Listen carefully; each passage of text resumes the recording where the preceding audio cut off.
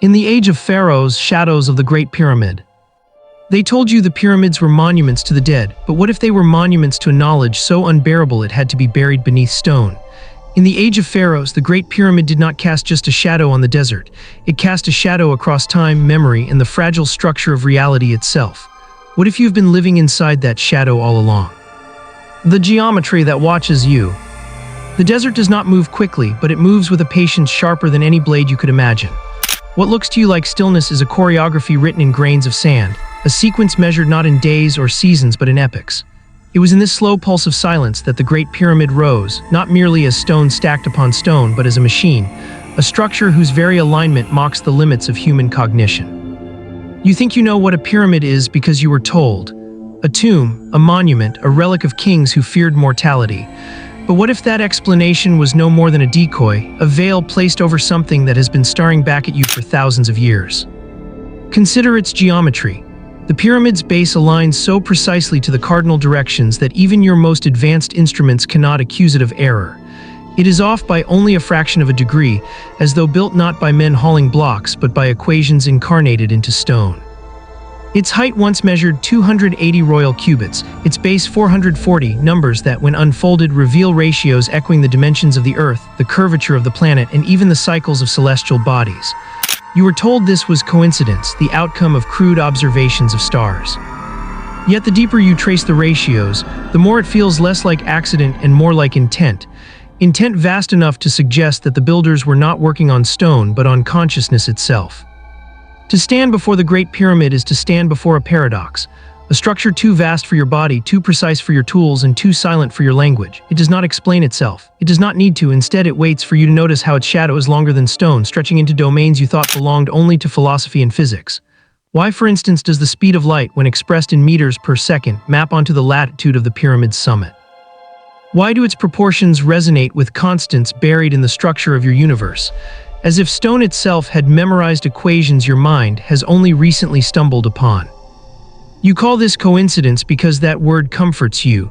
Coincidence is the pillow placed over the mouth of horror, but coincidence collapses when you confront the question that cannot be silenced: who encoded these numbers and why? The pharaohs, you believe, were men who crowned themselves as gods, building monuments to outlast death. Yet the more carefully you listen to the pyramid, the less it speaks of kings and more of something older, colder, stranger.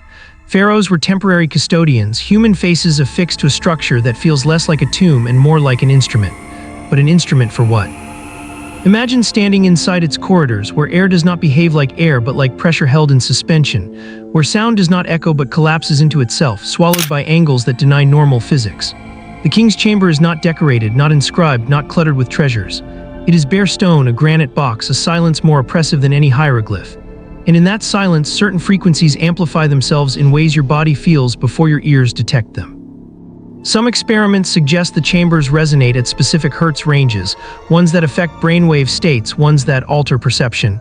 You wanted to believe these were tombs for kings, but tombs do not hum with acoustic precision.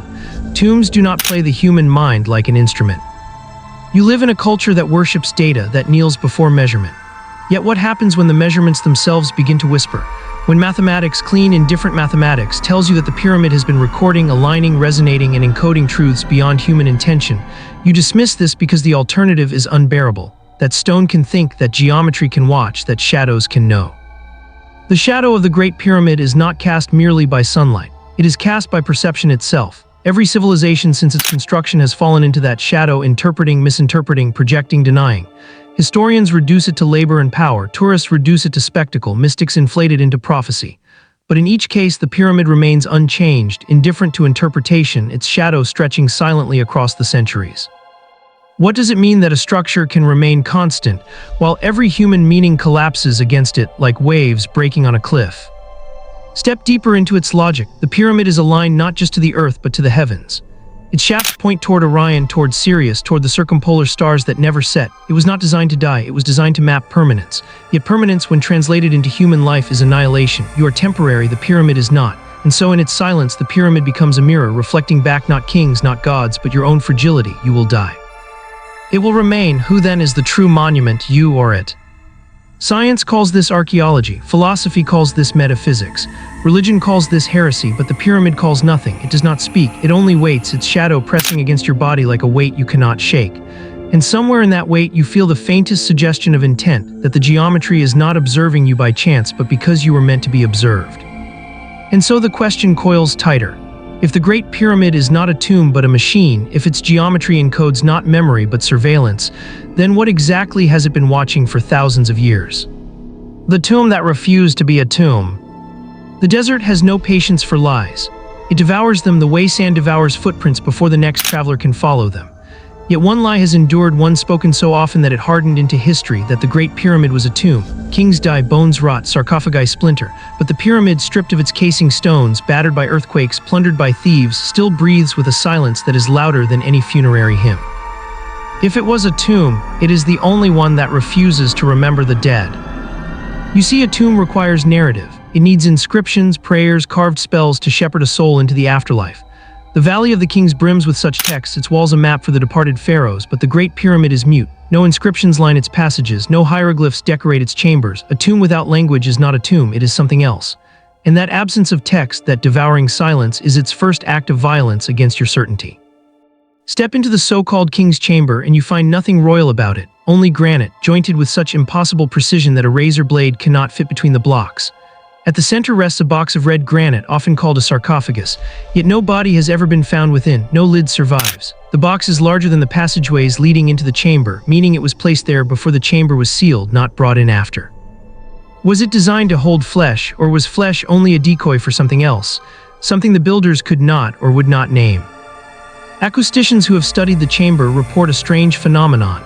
It resonates at 440 Hz, a frequency that aligns with the tuning standard of modern music. When tones are struck inside, the chamber amplifies them, creating standing waves that vibrate through stone and body alike. Granite is laced with quartz. Quartz vibrates when compressed. In effect, the chamber is not a room but a resonator, a cavity that awakens frequencies in matter itself. If this was a tomb, then why is it tuned like an instrument? Why does it play the body as though the body itself were a string in a cosmic scale? Science, when cornered, invents dismissals, coincidence, accident, but each attempted dismissal collapses under the weight of more anomalies. The shafts that lead from the king's chamber do not open for air. They align with stars, Orion's belt, Sirius, the northern pole, not ventilation but orientation, mapping the chamber to the cosmos as though embedding the human occupant into a stellar grid. A tomb lifts the soul to heaven in metaphor, the pyramid did it in stone. And yet, if the soul was being lifted, where was it going? The ancient Egyptians spoke of the Jewet, the shadow realm, a place not of finality but of passage, where the dead underwent trials before renewal. But what if the pyramid was not designed to carry pharaohs into the afterlife at all? What if it was designed to alter the living? To place them into resonance with frequencies that fracture perception, where the self is no longer singular but a chorus of echoes. Think of the experiments you already know, the Gonsfeld effect, where sensory deprivation triggers hallucinations.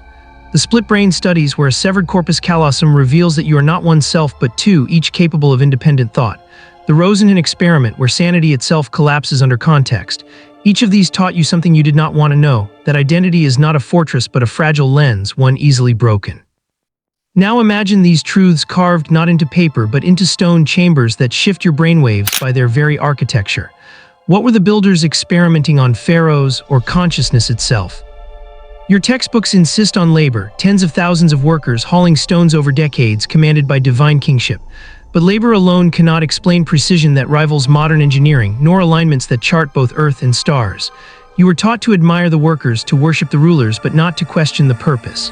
To question purpose is to pierce the lie, to step into the shadow. The pyramid's shadow does not just stretch across sand, it stretches across thought. It casts doubt on archaeology, history, science, even on the notion of progress. You imagine yourself advanced, armed with satellites and particle colliders, while the ancients were primitive. Yet the primitive produced a monument that continues to taunt your precision, and your precision produces nothing that will outlast sandstorms. So who is primitive and who is enduring? And here is the paradox: the more you deny the pyramid's silence, the louder it becomes. If it were merely a tomb, it would have already surrendered its secret. Bones would have been found, inscriptions would have explained. But its muteness is deliberate, like a riddle designed not to be solved, but to consume the solver. Perhaps the pyramid is not keeping a secret. Perhaps the pyramid is the secret. You stand before it and you feel the pressure of centuries pressing against your chest. You call it stone, but it feels like intention. You call it ancient, but it feels like presence. You call it shadow, but it feels like surveillance. And in that collapse of categories, you begin to understand that the question was never whether the pyramid was a tomb, but whether you are. So tell me, if the Great Pyramid was never built to house the dead, then why does its silence sound like it has been waiting for you all along? The shadow that measured time. Shadows are supposed to be temporary. They shift with the sun, lengthening and shrinking as if they belong to the world of change, not permanence. But the shadow of the Great Pyramid refuses to behave like ordinary shadows. It is not just a byproduct of light falling on stone, it is an instrument, a clock, a blade slicing the desert into equations. In that silent geometry of shadow, time itself was first imprisoned. Stand at Giza during the solstice and you will see it. The pyramid's edges align with the sun in ways so exact that its shadow bisects the desert like a sundial of impossible scale. To the untrained eye, this is impressive. To the trained mind, it is terrifying, because the pyramid's shadow does not just measure hours, it encodes cycles, solar years, precessions of the equinox, even patterns stretching beyond a human lifetime. In stone, the ancients captured time itself, and in doing so, they chained you to their mathematics. You think of time as linear, a line you travel, past behind you, future ahead. But the pyramid suggests otherwise. Its geometry reflects cycles, eternal returns, endless repetitions, the same shadow falling in the same place across centuries. Imagine how unbearable this would have been to civilizations that worship progress. Imagine how unbearable it still is to you, raised to believe in advancement, evolution, unfolding novelty. What if there is no advancement? What if you are only looping, endlessly, inside a shadow that has already mapped your steps before you take them? Philosophers have circled this abyss for centuries. Nietzsche called it the eternal recurrence, the idea that every action, every breath, every humiliation and triumph will repeat not once but infinitely. Zeno demonstrated that motion itself might be illusion, that the arrow never truly leaves the bow. The Egyptians inscribed their mythology with the Ouroboros, the serpent devouring its tail. And here in the desert, the pyramid's shadow enacts the same lesson. You are not moving forward, you are moving in circles, bound by cycles written in stone. But there is something worse than being trapped in cycles, being unaware of them. The shadow stretches, collapses, returns, and you live inside it without noticing. You wake, work, sleep, age, you believe you are choosing. But what if the pyramid, through its alignment and shadow, has been measuring not just cosmic cycles but human repetition, the loops of thought, of memory, of civilization itself? Every empire rises, every empire falls, and the pyramid endures, recording each collapse like tick marks on an eternal ledger. Modern science accidentally confirms the horror. In physics, entropy dictates that the universe drifts toward disorder, yet in the paradox of recurrence, disorder folds back into order again endlessly. In neuroscience, memory is not linear but reconstructive, meaning each recollection is a repetition, a cycle of recreation rather than retrieval.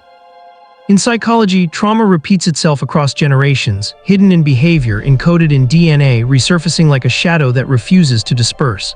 The pyramid did not need microscopes or equations. Its stone was microscope and equation. Its shadow is the longest experiment ever conducted on consciousness. Why do you think the ancients feared the underworld as a place of eternal trials? Why do you think reincarnation emerged as a doctrine in so many traditions, from Egypt to India to Greece? Because the cycles were never abstractions, they were witnessed, measured, carved into stone.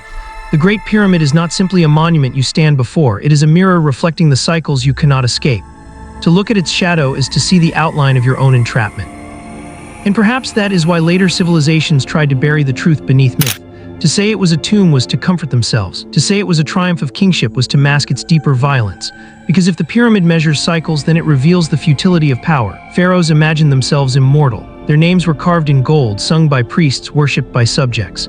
Yet every dynasty fell, every name eroded, every god silenced. Only the pyramid's shadow remained, stretching across sand as though mocking the very idea of permanence. You too are mocked by it, you who believe in progress, in future salvation, in technology's ascent. But your machines will rust, your languages will fracture, your data will vanish. The shadow will outlast them. It has already outlasted thousands of years of empire, language, and memory. Do you really think your age will be any different? And here the descent deepens. If the pyramid's shadow measures cycles, then perhaps it also enforces them. Perhaps you are not just witnessing recurrence, but participating in it, drawn back again and again to the same moments, the same choices, the same failures. Perhaps history does not repeat because humans forget, but because something larger ensures it must repeat. What if the pyramid is not a clock but a trap? A machine designed not to tell time but to bind it, to hold consciousness inside loops it can never escape. The Egyptians spoke of Ma'at, cosmic order, balance maintained against chaos. But order is also prison, balance is also chain. If the pyramid's shadow represents Maat, then your entire existence may be a balancing act designed not for liberation but containment, not freedom but a ritual of eternal recurrence. And here you arrive at the question that cannot be silenced. If the Great Pyramid is the stone that casts time into shadow, then how many times have you already stood here, reading these words, believing you are discovering them for the first time? The chamber that distorts the self. There are places built to contain bodies, and there are places built to contain perception. The Great Pyramid is not a monument to flesh, it is a labyrinth for the mind. Step inside its passages and you do not simply walk into stone, you walk into a carefully engineered distortion of self. Angles close in on you, light disappears, air thickens. You are left with only your breath, the thud of your heart, and the sense that you have entered a structure that studies you rather than shelters you. Consider the first descent, the narrowing corridor that forces you downward, the air heavier as if gravity itself has been doubled. Archaeologists call it architecture, engineers call it design, but your body interprets it as initiation. By the time you reach the king's chamber, you have already undergone sensory recalibration. Time feels longer, space feels compressed, the self feels smaller. You think you entered voluntarily, but the pyramid has already restructured the conditions of your awareness. The chamber itself is not ornamented, not celebratory, not memorial. It is bare. Silence pours from the granite walls like pressure. Here your voice does not sound like your own. It folds back, distorted, carried through the resonant frequencies of quartz-laced stone. Stand at the center and your body vibrates with echoes you did not produce. For a moment you lose the boundary between voice and environment, between inside and outside. Where do you end and where does the chamber begin? Modern psychology stumbled upon similar dissolutions. The Gonsfeld effect, where isolation of senses generates hallucination, shows how easily the self fractures. LSD studies from the 20th century proved the mind could be untethered from its boundaries, dissolving identity into a flood of patterns and archetypes. The rubber hand illusion demonstrates how the brain can adopt a false limb as its own. Split brain studies revealed two minds coexisting in one skull, each with its own will. All of these experiments confirm what the chamber had already been teaching for millennia, that the self is fragile, porous, manufactured. What happens when you place that fragile construct inside a chamber tuned to resonate with brainwave frequencies?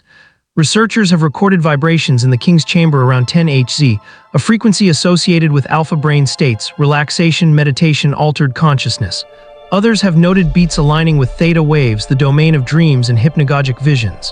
Did the ancients know this, or did the chamber itself teach it to them? If the pyramid is a machine, then perhaps the chamber is its operating system, designed not to preserve a body but to dismantle an identity. The absence of hieroglyphs becomes more sinister in this light. Tombs are written with spells to guide the dead. The chamber offers no words, no guidance, no narrative. It is not a guide, it is a dismantler. You enter expecting continuity and the chamber erases it. You leave not with identity confirmed but with identity fragmented. The pyramid is not preserving pharaohs, it is experimenting with selfhood. And here lies the collapse. If the self can be dismantled, was it ever real? Neuroscience suggests not. Memories are reconstructions, not recordings. Personality shifts under chemical influence. Consciousness flickers when neurons fire, when networks synchronize. You believe in continuity because you are addicted to narrative. But narrative is the thinnest mask in existence, and the chamber shows you the void beneath it. The ancients may have encoded this void into ritual. Initiates entering the pyramid could have undergone intentional ego death, the breakdown of the illusion of self, before being reborn into the roles demanded by empire. If kings ruled as gods, perhaps it was because their identity had already been destroyed in these chambers and reconstructed in alignment with cosmic geometry. But if that is true, then kings were not gods, they were experiments. Think of the Milgram experiment, ordinary men shocking others to apparent death simply because authority told them to. Think of Rosenhin's pseudopatients admitted as insane because context alone dictated identity. In both cases, the self bent, dissolved, collapsed under pressure. Now imagine a structure built not by psychologists with clipboards, but by architects of stone, constructing chambers that replicate the same collapse on a civilizational scale. Was Egypt ruled by kings, or by the outcomes of experiments no one dares to name?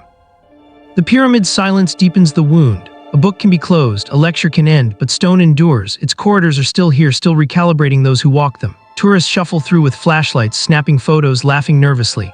They do not realize they are entering an experiment that has never ended. The chamber does not care if you are pharaoh or foreigner, scholar or skeptic. Step inside and it will resonate your body the same way, peeling at the same fragile threads of identity. The test continues. Perhaps this was always the function. Not to house the dead, not to glorify rulers, but to maintain a machine that dismantles selves and measures the results. Civilization itself might have been the byproduct of such dismantling, a society built upon the erased identities of those who entered, emerging not as individuals but as instruments of a greater order. Maat demanded balance, order, stability.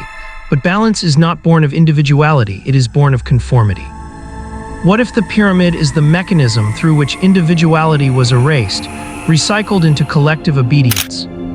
And you reading these words are not outside of it. You are inside its logic, inside its shadow. Every thought you have of selfhood, of agency, of memory is already fragile.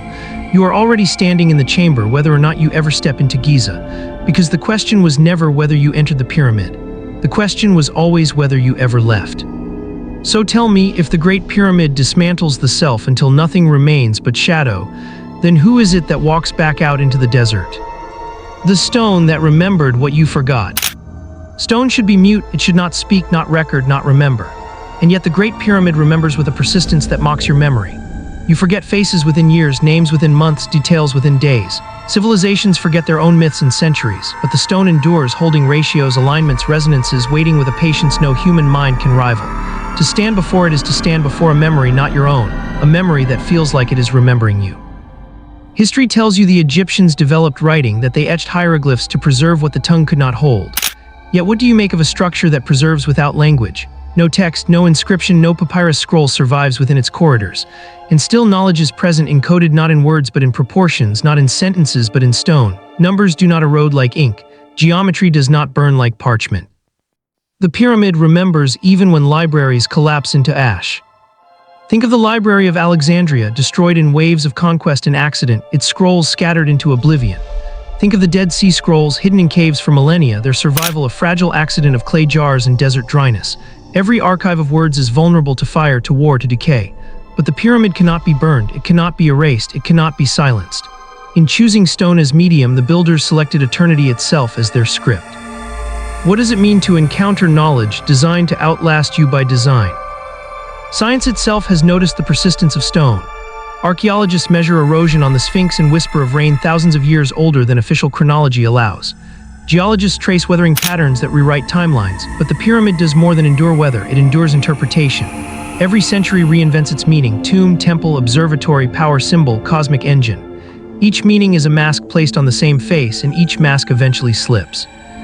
The stone does not correct you, it does not clarify, it only waits, letting your forgetfulness repeat. Your memory is fragile because it is embodied. Neurons fire, synapses strengthen, proteins decay. False memories slip in through suggestion. Trauma rewrites the past in shapes you cannot distinguish from truth. The split-brain patient cannot tell his left hand from his right. The eyewitness swears to events that never happened. The very organ you depend on for continuity is the least reliable witness in existence. Yet against that fragility stands the Great Pyramid, immutable, patient, indifferent. Perhaps that is why the ancients invested in stone rather than text. To record in papyrus was to speak to the present. To record in stone was to speak to eternity, but eternity is not merciful. Eternity does not soften the blow of knowledge. If the pyramid encodes truths, ratios of earth, alignments of stars, frequencies of mind, then those truths are not meant to comfort. They are meant to endure even when you're gone, even when your species forgets itself. The pyramid remembers what you forgot, and in remembering, it accuses you. Because what have you forgotten? You have forgotten how fragile the self is, how temporary empires are, how cycles devour progress. You have forgotten that time does not move forward but folds into loops. You have forgotten that consciousness itself is an instrument tuned by environment, not a freestanding soul. The pyramid, by its silence, insists on these truths. Its endurance is not neutral, it is indictment. Modern science has its own monuments to memory. Hard drives, cloud servers, archives of data expanding into petabytes. But these too are fragile. A single solar flare could erase them. A century of neglect could render them obsolete. Even now, files vanish, corrupted, forgotten in formats no longer readable. You trust in digital permanence, but you're building libraries on sand. The pyramid is the reminder that permanence requires stone, and stone requires intention. You have no such intention. Your age is an age of forgetting. What if that forgetting is not accident but design? Every generation believes it has advanced, yet every generation forgets what was known before. Techniques are lost, knowledge erased, experiments repeated as if for the first time. Why do you think this cycle persists? Because memory is too dangerous. A species that remembers everything cannot be controlled. Forgetting is the mechanism by which order is preserved, and the pyramid's silent enduring stands as the one witness that refuses to forget. But even its memory is a trap, because to encounter it is to encounter the unbearable. You cannot decode its mathematics without questioning why they exist. You cannot trace its alignments without confronting the possibility of intent vaster than human history. You cannot stand in its chambers without feeling your selfhood dissolve. The pyramid remembers not for your benefit, but to undo you. Its memory is not gift but gravity pulling you into collapse. So here is the paradox. Memory is supposed to preserve identity, yet the pyramid's memory dismantles it. It remembers what you forgot, not to restore you, but to show you how little there was to restore. And in that moment of collapse, you realize the most horrifying truth of all. Perhaps forgetting is mercy, and the pyramid is what it looks like when mercy is stripped away. So tell me, if the Great Pyramid remembers everything you have forgotten, then what unbearable truth is it holding that your mind was never meant to recall? The alignment that denies chance. The human mind clings to chance's comfort. When confronted with patterns too precise, you mutter coincidence as though the word itself could scatter the weight of recognition. But the Great Pyramid does not allow you that refuge. Its alignments are too exact, its measurements too consistent, its orientation too mercilessly precise. Chance collapses beneath its geometry, leaving only one unbearable implication: intention. Look at the base, aligned almost perfectly with the cardinal directions, north, south, east, west. The error margin is so small that even modern tools struggle to surpass it. You are told this was done by watching the stars, by primitive observation. But primitive eyes do not map Earth's true north with such accuracy. Primitive hands do not cut and place stones weighing tons with such ruthless precision. If this is chance, then chance has conspired with mathematics, astronomy, and geology in a harmony so improbable that the word loses all meaning. The shafts in the king's and queen's chambers, too, align not randomly but specifically, with Orion's belt, with Sirius, with circumpolar stars. They do not vent air, they vent consciousness outward, pointing human presence into stellar geometry.